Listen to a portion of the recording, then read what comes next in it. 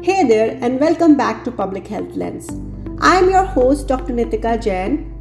If this is your first time here, welcome. And if you listened to episode 1, thank you so much for all the kind words and support. In this episode, we are going to talk about one of my favorite topics, health data, and why it's not just about numbers. It's about people, decisions, and impact. So today's episode is called Behind the Data, Making Sense of Health Metrics. Let's get into it. I will start with something simple but powerful. What gets measured gets managed. In public health, metrics are our compass. They tell us where we are, where the gaps are, and whether we are actually making progress. Imagine launching a maternal health program in a rural community.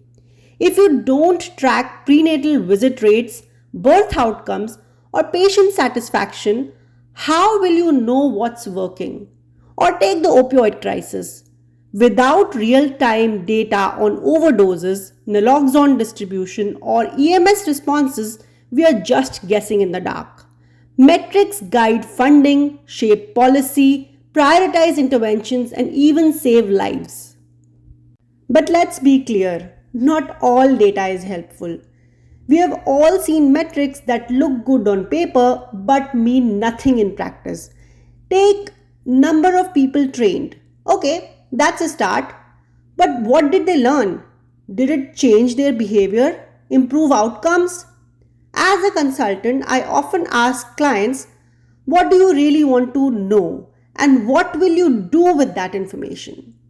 That simple question often transforms the way they think about data collection. We move from collecting data for reporting to collecting data for decision making. A good health metric has 3 qualities. First, it's meaningful. It connects to a real world outcome that matters. Second, it's measurable. We can actually collect it reliably. Third, it's actionable. It gives us something to do next. Let's say we are evaluating a mental health program for youth. Instead of just tracking attendance, we might measure change in self-reported anxiety symptoms, referrals completed to follow-up services, youth satisfaction and trust in the system.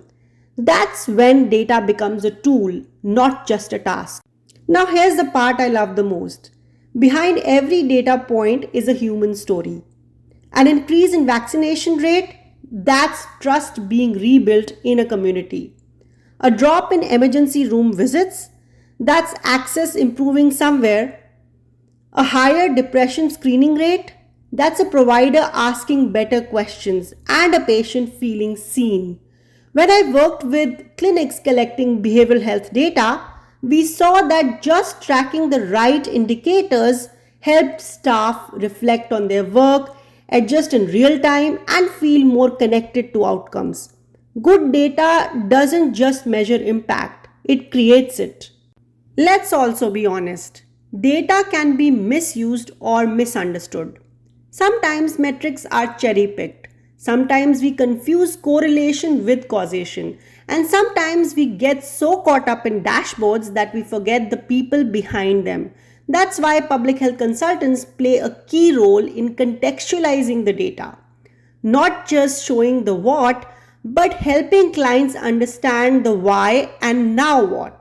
So, if you have ever looked at a giant spreadsheet and thought, what am I supposed to do with this? You're not alone. But I promise, when we approach data with the right questions, the right mindset, and the right purpose, it can tell us incredible stories and help us make smarter, more equitable, and more impactful decisions. Next week on Public Health Lens, I'll be talking about one of the most important and underrated parts of our work, building trust in public health. Because you can have all the metrics in the world, but without trust, none of it sticks. So be sure to follow, subscribe, and share this podcast with someone who wants to see health systems through a clearer lens. Until next time, stay curious, stay kind, and stay informed.